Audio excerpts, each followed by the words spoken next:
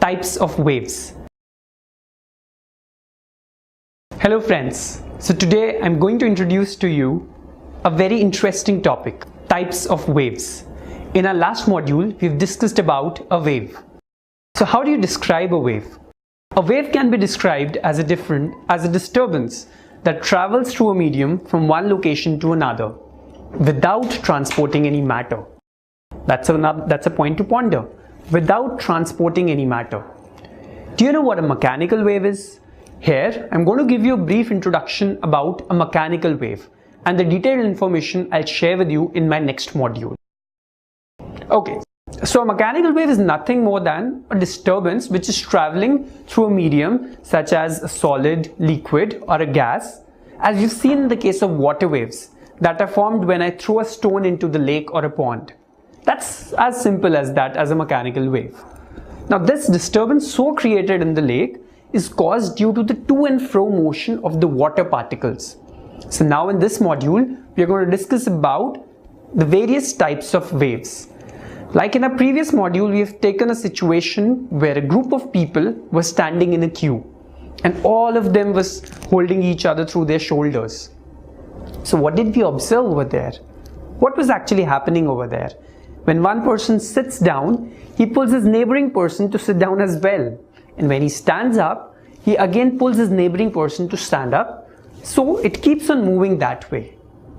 So each person here is undergoing only up and down motion.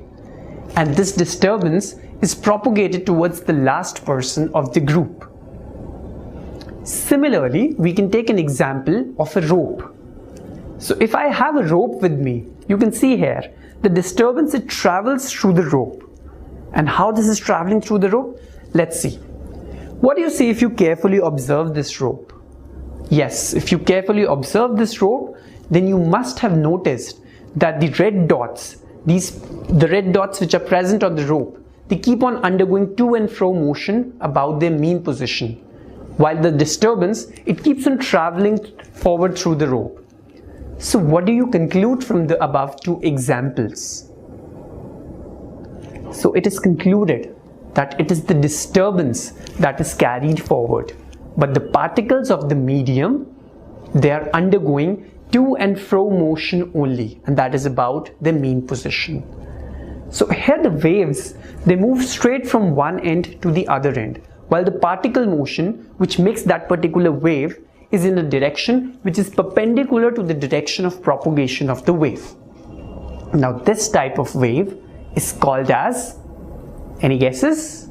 Yes, this type of wave is called as the transverse wave, in which the particles of the medium, they move in a direction which is perpendicular to the direction of propagation of wave.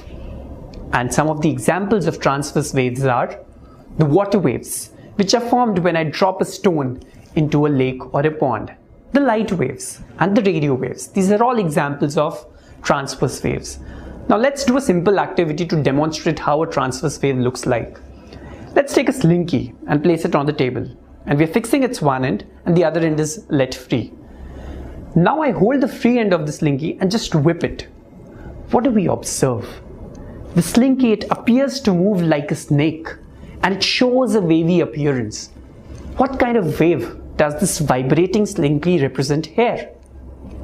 Yes, we studied this, and it's a transverse wave. A transverse wave in which the particles undergo to and fro motion about their mean position and moves in a direction which is perpendicular to the direction of wave propagation. Now we'll take the same group of people that we had taken earlier, but this time with a slightly different arrangement. And let's see what happens. So here is the same group of people. But in this case, they're not holding each other through their shoulders, but through their elbows. Now in this case, the first person, he gently pushes the second person sideways and then pulls him back. You see this push and pull moment, and this is propagated towards the last person of the group. So how is this moment different from the previous one, where each person is holding each other through their shoulders? Now that's something which we have to look forward to. You can see here in the previous case, each person was undergoing up and down motion, while in this case, each person is moving back and forth. back and forth about their mean position.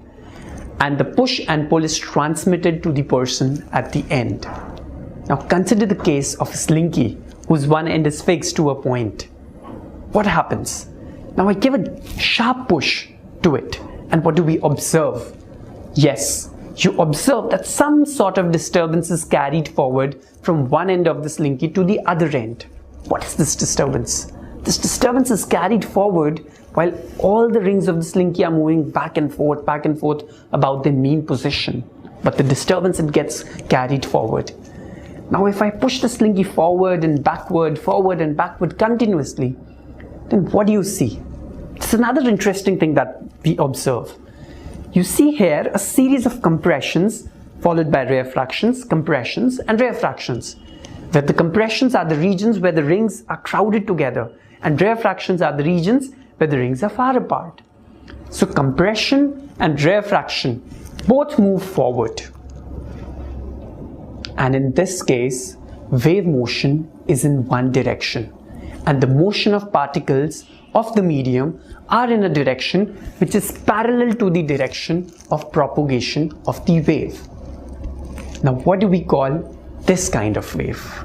This presents us the second kind of wave, which is known as the longitudinal wave, in which the particles of the medium, they undergo back and forth motion about the mean position, and this is parallel to the direction of propagation of wave.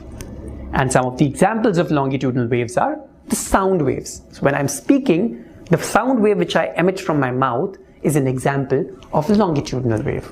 So let's summarize till now whatever we have studied. We've studied that there are two types of waves, a transverse wave and a longitudinal wave.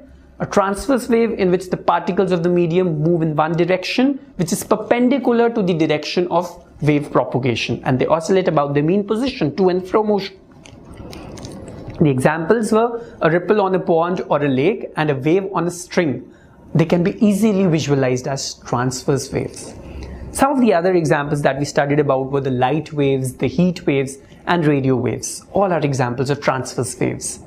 Now coming to the longitudinal waves, the second kind of waves, in which the particles of the medium, they move in a direction which is parallel to the direction of wave propagation. And we had the examples of sound waves, a wave in a slinky. So these are good visualizations of longitudinal waves. So this is all about the types of waves, and in our next module, we'll discuss about sound waves in detail.